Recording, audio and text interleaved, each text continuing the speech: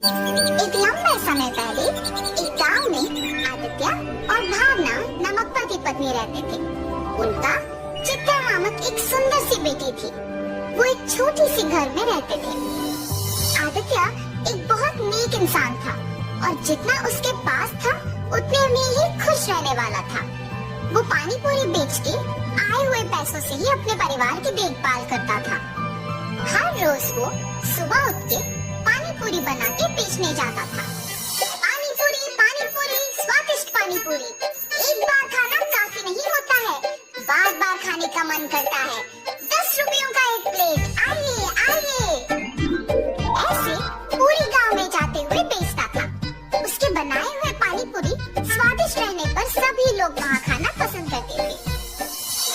रोज की तरह वो एक दिन पानी पूरी बेच के अंधेरा होने पर वापस घर जाते रहता है, जब उसे रास्ते में कुछ लोग भागते हुए नजर आते हैं। उसकी पलक झपकते ही वो लोग गायब भी हो जाते हैं। कौन थे वो लोग? क्यों भाग रहे थे? और इतने में ही कहाँ गायब हो गए?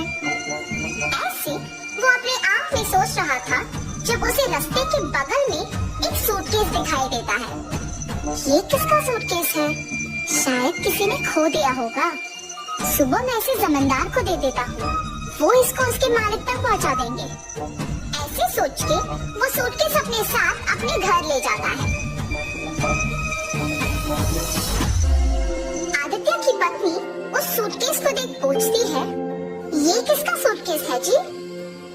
मुझे नहीं पता, आते समय रास्ते में मिला था मुझे। क्या है सूटकेस में? नहीं, मुझे नहीं पता, मैंने देखा ही नहीं। अच्छा, तो फिर रुकिए, मैं पहले ये देखती हूँ कि इसमें है क्या। और ऐसे सूटकेस खोलती है। सुनिए, इधर आके देखिए तो कि इसमें है क्या। हाँ, क्या है? पास आके देखने पर वो सूटकेस हीरे, मोती और सोने से भरा हुआ था। देखा आपने? कितने हीरे, कितना सोना है इसमें। अब हमें कभी वापस मेहनत करने की जरूरत ही नहीं पड़ेगी। भावना, ये सूटकेस हमारा नहीं है, किसी ने खो दिया इसे। कल सुबह इसे जमींदार के हवाले करने इसे लेके आया हूँ। तो आप क्या इसे जमींदार को लौटाएंगे? हाँ, मैं ये स्वीकार नहीं करूँगी। हम इस सूटकेस को हमारे ही पास रखेंगे। आपको मेहनत करने की जरूरत ही नहीं पड़ेगी। हम आखिरकार बहुत खुश रहेंगे। अपनी पत्नी का उस बात ना स्वीकार करने पर आदित्य उसे दुख ना पहुंचाने के लिए उसे कुछ नहीं कहता है और सोच में पड़ जाता है। अगर मैं उन हीरे और मोती को लेता हूँ तो गलत है, पर अगर मेरी पत्नी वो सब लेती है तो वो मेरी गलती नहीं है ना। ऐसे सोचकर अपनी पत्नी से कहता है, किसी और का कमाया हुआ मुझे खर्च करना ठीक नहीं लगता है। मैं अपने पानीपुरी का दुकान ही चलाऊंगा। तुम्हें जो पसंद तुम वही करो।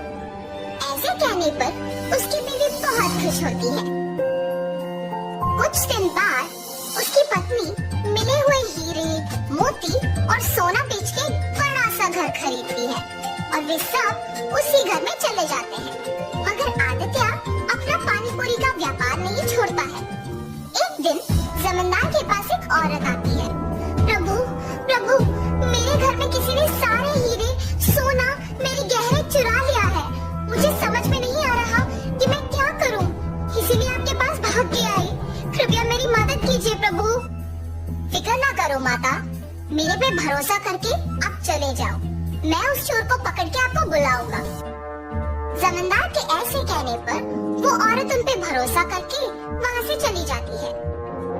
उसके बाद भी कुछ ही दिन में जब आदित्य और उसका परिवार एक बड़ा घर खरीद के उसमें रहने लग जाते हैं, तो गांव के लोग में उन्हीं के बारे में खुसर पुसर शुरू हो जाती है।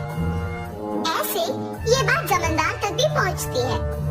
एक साधारण पानीपुरी बेचने वाला एकदम से इतना बड़ा घर कैसे खरीद पाया? पता नहीं प्रभु, किसी को नहीं पता। गांव के सारे लोग भी आश्चर्यचकित होके इसी के बारे में बात कर रहे हैं। ऐसे ही मैं सुन के आपको बताया। ठीक है, उन दोनों को इधर लेके आओ। जी प्रभु। जमींदार के कहने पर सेवक उन दोनों को उनके पास लेके जाते हैं।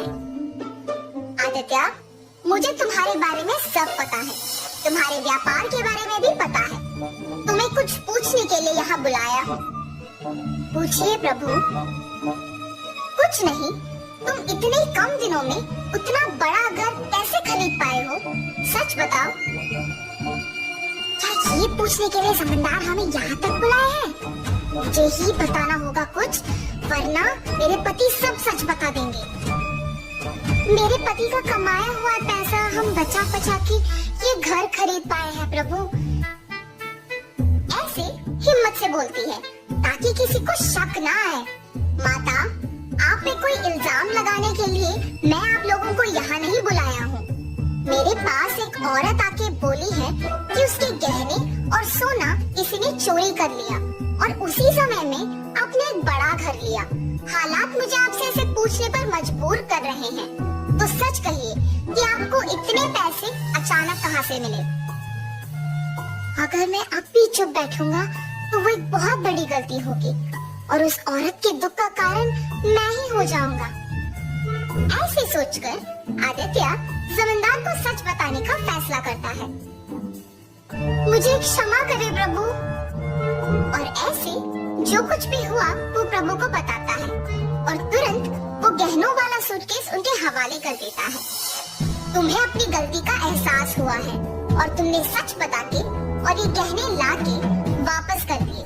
इसीलिए मैं तुम्हें अपनी पहली गलती के लिए माफ कर दूंगा और दंडित नहीं करूंगा। लेकिन याद रखना आदित्य, गलती ना करना जितना जरूरी है उतना ही जरूरी है गलती करने वालों को रोकना। ये कभी मत दोहराओ।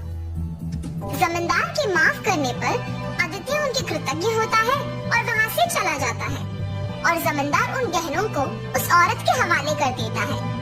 आदित्य हमेशा की तरह अपने पानी पूरी का व्यापार करता है और उसी से अपना घर को चलाता है। तो इस कहानी का नैतिक क्या है? गलती नहीं करना है, ये तो सबको पता है, और गलती करने वालों को प्रोत्साहित भी नहीं करना है, ये समझ लो।